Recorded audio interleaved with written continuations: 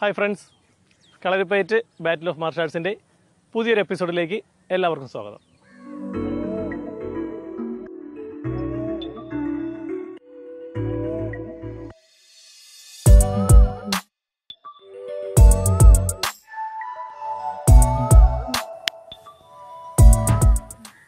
ഇന്ന് നമ്മൾ പരിചയപ്പെടുത്താനായി പോകുന്നത് കളരി അഭ്യസിച്ചിട്ടുള്ളവർക്ക് മാത്രമല്ല, കളരി അഭ്യസിച്ചിട്ടില്ലാത്തവർക്കും കേട്ട് സുപരിചിതമായ ഒരു വാക്കാണ് കൊപ്രാപ്പൂട്ട്. എന്താണ് ഈ കൊപ്രാപ്പൂട്ട്? പലതരത്തിലുണ്ട് കൊപ്രാപ്പൂട്ടുകൾ. മലത്തിക്കൊപ്രയുണ്ട്, കമിഴ്ത്തിക്കൊപ്രയുണ്ട്, ഒറ്റക്കൊപ്രയുണ്ട്, ഇരട്ടക്കൊപ്രയുണ്ട്, അങ്ങനെ ഒരുപാട് ഉണ്ട് കൊപ്രാപ്പൂട്ടുകൾ. അതിലൊരു 2 കൊപ്രാപ്പൂട്ട് നമുക്കിതൊന്ന് കാണാം. എന്താണ് കൊപ്രാപ്പൂട്ടുകൾ നോക്കാം. അപ്പോൾ കൊപ്രാപ്പൂട്ടുകൾ എല്ലാവർക്കും ഞാനിന്ന് പരിചയപ്പെടുത്തുകയാണ്.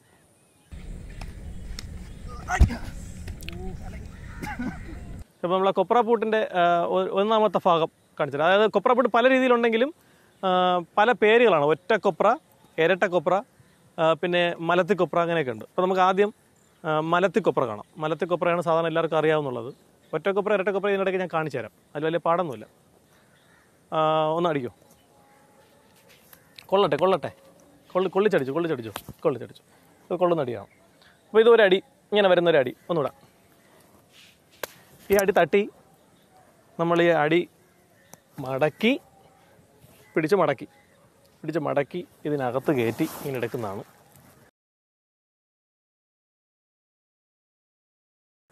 ഇതാണ് കൊപ്രാപ്പൂട്ട് എന്ന് പറയുന്നത്. ഓക്കെ, ഒന്നുകൂടി ഒന്ന് സ്പീഡ് കാണിക്കാം.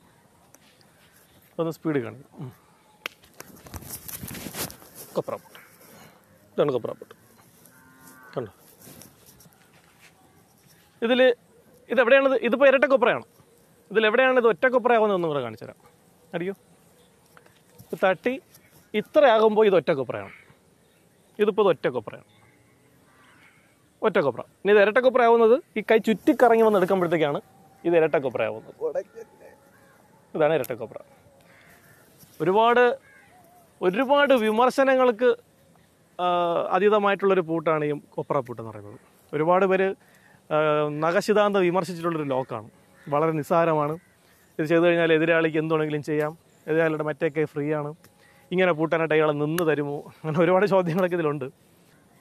ശരി, അപ്പോൾ ഞാൻ ഇതിൻ്റെ ഒരു ഇത് എത്രമാത്രം എഫക്റ്റീവാണെന്നുള്ളതിൻ്റെ ഒരു ചെറുത് കാണിച്ചു തരാം. അടിച്ചോ? ഒറ്റക്കൊപ്രയാണ് കാണിക്കുന്നത്. നമ്മളിതിൽ എല്ലാ ലോക്കിലെയും പോലെ ഈ ലോക്കിലും പ്രധാനം ആദ്യം തട്ടി നിർത്തുക എന്നുള്ളതാണ്. തട്ടി നിർത്തി കഴിഞ്ഞാൽ ഇതിനങ്ങ് പിടിച്ചോളണം. ഒന്നുകിൽ പിടിക്കുക, നമ്മൾ നല്ല വേഗത്തിലാണ് കയറി പോകുന്നതെങ്കിൽ വേഗതയിൽ ചെയ്യുന്നൊരു സമയത്ത് പിടിയുടെ ആവശ്യമില്ല, ആ വേഗതയിൽ അതങ്ങ് നടന്നോളും. ഇതിപ്പോൾ നമ്മൾ പഠിപ്പിക്കുന്ന സമയത്താകുമ്പോഴത്തേക്കും നമ്മൾ പതുക്കെ കാണിച്ചു തരുമ്പോഴും ഇങ്ങനെ നിർത്തി കഴിഞ്ഞാൽ ആൾക്കാർ ചോദിക്കും എന്തിനാണ് അപ്പോൾ ഈ കൈ എടുത്തൂടെ എന്നൊക്കെ ചോദിച്ചോളാം ചിലപ്പോൾ. അതുകൊണ്ട് ഞാൻ പിടിച്ച് കാണിച്ചിരിക്കുകയാണ്. പിടിച്ചു. രണ്ടാമത്തെ ജോലി കാലാണ്. കാലെടുത്ത് ഇവിടെ ഇങ്ങനെ കെട്ടണം. ഈ കാലെടുത്ത് ഇവിടെ കെട്ടണം. 2, 3 വീണ്ടും കൈ എവിടെ? കൈയുടെ ഈ ഭാഗത്തിൽ ഈ ഭാഗം എന്ന് പറഞ്ഞാൽ കൈയുടെ മടക്കിൻ്റെ മേൽഭാഗത്ത് ഈ കൈ വെച്ച് തട്ടി മടക്കി ഈ കൈ നേരെ ഇതിൽ പിടിച്ചു, ഈ നേരെ ഇവിടെ പിടിച്ചു. ഇത്രയേ ഉള്ളൂ ഒറ്റക്കൊപ്ര. ഇത്രയേ ഉള്ളൂ. ഇതിനെ വേണം ഇങ്ങനത്തെ പിടിയാക്കാം. ഇതാണ് ഒറ്റക്കൊപ്ര. ഈ കൈ റിലീസ് ചെയ്യാൻ പറ്റുമോ നോക്ക്. അടി കൂടെ കറക്കി ഊരിയെടുക്കാൻ പറ്റുമോ നോക്ക്. ശ്രമിച്ചു നോക്ക്. തിരിച്ച് വലിച്ച് ഊരാൻ പറ്റുമോ നോക്ക്. ഇങ്ങോട്ട് ഊരാൻ പറ്റുമോ നോക്ക്. മടക്കി ഊരിയെടുക്കാം. ഓക്കെ, ശരി. ഒന്നുകൂടെ. ഇങ്ങനെയുള്ള ചില കാര്യങ്ങളുകൊണ്ടാണ് ഓരോരുത്തർ ഇത് വളരെ നിസ്സാരം എന്ന് പറയുന്നത്. പക്ഷേ നമ്മളൊരു കാര്യം മനസ്സിലാക്കേണ്ടത്, ഒരിക്കലും ഒരു ഓപ്പോണൻറ്റുമായിട്ട് നമ്മളൊരു മൽപ്പിടുത്തത്തിൽ നിൽക്കുന്ന സമയത്തോ അല്ലെങ്കിൽ ശരിക്കൊരു ഫൈറ്റിംഗ് സമയത്തോ ഒരിക്കലും നമ്മളിപ്പോൾ ചലഞ്ചിനൊക്കെ ആകുമ്പോഴത്തേക്ക് ഇപ്പോൾ നമ്മുടെ 2 കൂട്ടുകാർ നമ്മൾ ചലഞ്ച് ചെയ്യുകയാണ്. അത്തരം അവസരങ്ങളിൽ ചിലപ്പോൾ ഇങ്ങനെ വന്നിട്ട് കൈ വലിച്ചു വരാൻ പറ്റുമോ എന്നുള്ളൊരു ചോദ്യം ഉണ്ടാവും. ശരിക്കും ഒരു ഓപ്പണിൻ്റെ അടുത്ത് ആരും ഇങ്ങനെ ചോദിക്കത്തൊന്നുമില്ല. നമ്മൾ ഇതിൻ്റെ അടുത്ത കാര്യം കൂടെ ചെയ്യും. കഴിഞ്ഞു. ഇത്രയേ ഉള്ളൂ. ഇവിടെ ഇനി നമ്മളിതിൻ്റെ ആ കൈ ഫ്രീ ആണ്, ഈ കൈ ഫ്രീ ആണ് എന്ന് പറഞ്ഞിട്ടൊന്നും ഇവിടെ ഒരു കാര്യവുമില്ല. ഇത് തിരിച്ച് വലിച്ചു വരി കഴിഞ്ഞാൽ അടുത്ത ഇടിയായി. കഴിഞ്ഞു. ഇത്രയേ ഉള്ളൂ. ഇപ്പോൾ ഏത് പൂട്ടും അതിൻ്റെ വശത്തിന് ചെയ്യുകയാണെന്നുണ്ടെങ്കിൽ അത് ആക്റ്റീവ് തന്നെയാണ്. ഇനി ഇതിൻ്റെ രണ്ടാമത്തെ ഭാഗം കൂടെ കാണിച്ചു തരാം. ഇരട്ടക്കൊപ്ര. അടിച്ചോ? അത് തട്ടി കൈ മടക്കി സെയിം പിടി. നേരത്തെ ചെയ്തതെല്ലാം സെയിം തന്നെ. പക്ഷേ ഇതിൽ എന്ന് പറഞ്ഞു കഴിഞ്ഞാൽ ഈ കൈ നേരെ നമ്മുടെ കഷത്തിനകത്ത് പോയിട്ട് ഈ കൈ വന്ന് ഇവിടെ ചുറ്റിപ്പിടിക്കും. ഇതാണ് ഇരട്ടക്കൊപ്ര. 2 മലത്തിക്കൊപ്രയാണ്, പക്ഷേ ഇത് ഇരട്ടക്കൊപ്രയാണ്. കൈ തിരിഞ്ഞു വന്നു. ഇപ്പോൾ ഇവിടുത്തെ ചോദ്യം സാധാരണക്കാർ ചോദിക്കുന്നത്, ആ കൈ ഫ്രീ അല്ലേ, അടിക്കാൻ പറ്റൂലേ? ഓക്കെ, തട്ടാനായിട്ട് എനിക്ക് വേറെ കൈയൊന്നുമില്ല. എൻ്റെ 2 കൈ ഇവിടെ ഇരിക്കുകയാണ്. എനിക്ക് 2 കൈയും ഉപയോഗിക്കാൻ പറ്റത്തില്ല. അപ്പോൾ ഈ അടിക്കാൻ കൊള്ളാം. മുടിയിൽ പിടിച്ച് വലിക്കാം. ഓക്കെ, കണ്ണിൽ കുത്താം, എന്ത് വേണമെങ്കിലും ചെയ്യാം. അപ്പോൾ ഇതാണ് ഇതിന് ഈ 2 പൂട്ടുകൾ ഏറ്റവും കൂടുതൽ വിമർശനത്തിന് അതീതമാകുന്നത് ഇങ്ങനത്തെ കുറച്ച് കാര്യങ്ങളുണ്ടാകും. ഇതും ഞാനൊന്ന് സ്പീഡ് ചെയ്ത് കാണിച്ചു തരാം. അല്ലെങ്കിൽ സ്പീഡ് ചെയ്യുന്നില്ല, ഇതിൻ്റെ വേറൊരു വശം നമുക്ക് നോക്കാം. ഒന്നടിയോ, തട്ട് ഞാൻ പൂട്ടി. ശരി, ഇനി ഞാൻ നേരത്തെ അതേ ചോദ്യങ്ങൾ ഞാൻ വീണ്ടും ചോദിക്കുവാണ്. അടിക്കാൻ പറ്റുമോ? പറ്റും. ചിരിക്കണം. പറ്റൂല. കണ്ണിൽ കുത്താൻ പറ്റും? കുത്തിക്ക വേണമെങ്കിൽ പറ്റൂല, പറ്റത്തില്ല. കരഞ്ഞതാണ്, പക്ഷെ ചിരിച്ച് അപ്പോൾ അതിനങ്ങ് അഡ്ജസ്റ്റ് ചെയ്ത് വീഡിയോയിൽ കരഞ്ഞ് കാണിച്ച നാണക്കേടല്ലേ. എന്തോടെ അതിൻ്റെ അകത്ത് വേറെ ഉടുപ്പൊക്കെ ഇട്ടിട്ടുണ്ടോ നീ? അതുകൊണ്ട് രക്ഷപ്പെട്ടു. അപ്പോൾ ഇതാണ് കാര്യം. ആ പിടി വന്നു കഴിഞ്ഞാൽ പിന്നെ ഒന്നും നടക്കത്തില്ല. ആ മറ്റേ കൈ ഫ്രീ ആണെങ്കിൽ അത് ഫ്രീ ആണെന്നേ ഉള്ളൂ. വേറൊരു കാര്യം കൂടെ കാണിച്ചു തരാം, ഒന്ന് അടിച്ചു തരും. കാലും കൂടെ ഒന്ന് നോക്കിക്കോണേ, കാലും കൂടി ഒന്ന് കാണിച്ചോണ്ടേ. ഇപ്പോൾ ഈ തട്ടി ഞാനിത് എടുത്തു കഴിഞ്ഞാൽ ഇപ്പോൾ നോക്കിയപ്പോൾ പുള്ളിക്കാരൻ 2 കാലും തറയിലാണ്. പക്ഷേ ഇത് പിടി മുറുകുന്ന സമയത്ത് നോക്കണ്ട, കാല് തറയിൽ നിന്ന് അങ്ങ് പൊങ്ങിപ്പോവും. നമുക്ക് കാല് പോലും തറയിൽ തൊടാൻ പറ്റത്തില്ല. അപ്പോൾ ഒന്ന് ഈ പറയുന്ന ആൾക്കാരൊന്നും നേരാൻ വേണം ആരും പൂട്ടി കാണത്തില്ല. അതുകൊണ്ടായിരിക്കും അവർ ഇത്ര നിസ്സാരമായിട്ട് ഇതിനെ നിസ്സാരവൽക്കരിക്കുന്നത്. ശരിക്കും ആ പൂട്ടി കഴിഞ്ഞാൽ കാല് തറയെ തൊടത്തില്ല, മറ്റേ കൈ ഫ്രീ ആണെങ്കിലും ആ കൈ വർക്ക് ചെയ്യത്തില്ല. ഇനി ഇതിൻ്റെ പ്രായോഗിക വശം, അതിപ്പോൾ നമ്മൾ ഇങ്ങനെ പിടിച്ചുകൊണ്ട് നിൽക്കാൻ പറ്റത്തില്ലല്ലോ. ഇത് അടിക്കുമ്പോൾ നമ്മൾ എതിരാളി എങ്ങനെയാണ് ശരിക്കും ഇത് കീഴ്പ്പെടുത്തുന്നത് നോക്കാം. മറ്റതുപോലെ തന്നെ ഒന്നുകൂടെ അടിച്ചോ, സ്പീഡ് അടിച്ചോ. മറ്റതുപോലെ തന്നെയാണ്, അടിച്ചോ. ഈ ഒറ്റ അടിയിൽ തന്നെ ഈ ആളിൻ്റെ ശരീരം പൂർണ്ണമായിട്ടും ഇങ്ങ് വളഞ്ഞ് കഴിയും. തിരിച്ച് ഈ കാല് വെച്ച് ഒരു അടിച്ച് എടുത്തടി. ഇത് തന്നെയാണ് ഇതിൻ്റെ ജോലി. എല്ലാം എടുത്തടികൾ തന്നെയാണ്. 2 കൊപ്ര പൂട്ട് എടുത്തടി തന്നെയാണ്.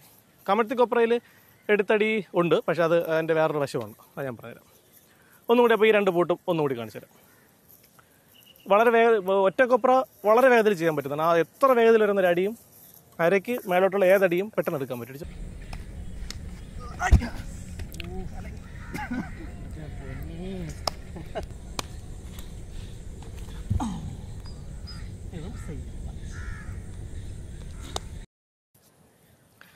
അപ്പോൾ കൊപ്ര പൂട്ടിൻ്റെ വ്യത്യാസം എല്ലാവർക്കും മനസ്സിലായി കാണുന്നു വരുന്നു. ഈ പൂട്ട് അങ്ങനെ അൺലോക്ക് ചെയ്യാന്നൂടെ കാണിച്ചിട്ട് നമുക്ക് പെട്ടെന്ന് അങ്ങ് നിർത്താം. അപ്പൂവനെ അടിച്ചോ, അപ്പൂവനെ അൺലോക്ക് ചെയ്തുകൊണ്ടാൽ മതി. പല രീതിയിൽ അൺലോക്ക് ചെയ്യാം. 2 പൂട്ടും ഒരേ രീതിയിൽ തന്നെ അൺലോക്ക് ചെയ്യുന്നത്. പിടിച്ചു കഴിഞ്ഞാൽ ഉടനെ കറങ്ങി ഒന്ന് കളഞ്ഞാൽ മതി. കറങ്ങി വരുമ്പോൾ അത് അൺലോക്ക് ആവും. മറ്റതും സെയിം തന്നെ. അടിച്ചോ, പിടിച്ചു കഴിഞ്ഞാലും ഒറ്റ കറക്കം കറങ്ങിയാൽ തട്ടി ഊരാം. ഇതിൽ അങ്ങനെ ഒരു ജോലിയും കൂടെ ഉണ്ട്. മറ്റത് കറങ്ങി വരുമ്പോൾ തന്നെ അഴിയും. പക്ഷേ ഈ ഇരട്ട കൊപ്രയിൽ പിടിച്ചു കഴിഞ്ഞാൽ കറങ്ങി വന്നിട്ട് നല്ല ബലപ്പിച്ച് തട്ടണം. തട്ടി ഊരും. നല്ല ബലപ്പിച്ച് തട്ടിയാലേ അത് ഊരി വരുള്ളൂ. ഇത്രയുള്ള വ്യത്യാസം. 2 സ്പീഡ് കാണിച്ചു തരാം. 2 സ്പീഡ് കാണിച്ചു തരാം. അടിച്ചോ, കറങ്ങി വന്ന് തള്ളിക്കളയണം. 2 തള്ളിക്കളയണം. അടുത്തത് അടിച്ചോ, ഇതും പൂട്ടി ഉടനെ കറങ്ങി വന്ന് തള്ളിക്കളയണം. ഓക്കെ അല്ലേ? അപ്പോൾ ഇത്രയേ ഉള്ളൂ കൊപ്ര പൂട്ട്. ഈ വീഡിയോ എല്ലാവർക്കും ഉപകാരപ്രദമായിരിക്കുമെന്ന് കരുതുന്നു. കൊപ്ര പൂട്ടുകളെ പറ്റി ഇനിയും ഒരുപാട് പറയാനായിട്ടുണ്ട്. ഇപ്പോൾ 2 ആയിട്ടുള്ളൂ. നമുക്ക് ഓരോ വീഡിയോയിൽ ഓരോന്നോരോന്നായി പരിചയപ്പെട്ട് വരാം. എൻ്റെ വീഡിയോ ആദ്യമായി കാണുന്നവരാണെങ്കിൽ ചാനൽ സബ്സ്ക്രൈബ് ചെയ്യാൻ മറക്കരുത്. തൊട്ടടുത്തുള്ള ബെൽ ബട്ടൺ കൂടി കൊടുത്തു കഴിഞ്ഞാൽ ഞങ്ങൾ ചെയ്യുന്ന പുതിയ വീഡിയോകൾ നോട്ടിഫിക്കേഷനെ നിങ്ങളുടെ അടുത്തേക്ക് ഓടിയെത്തുന്നതായിരിക്കും. അപ്പോൾ ചെറിയൊരു ഇടവേള. ബൈ.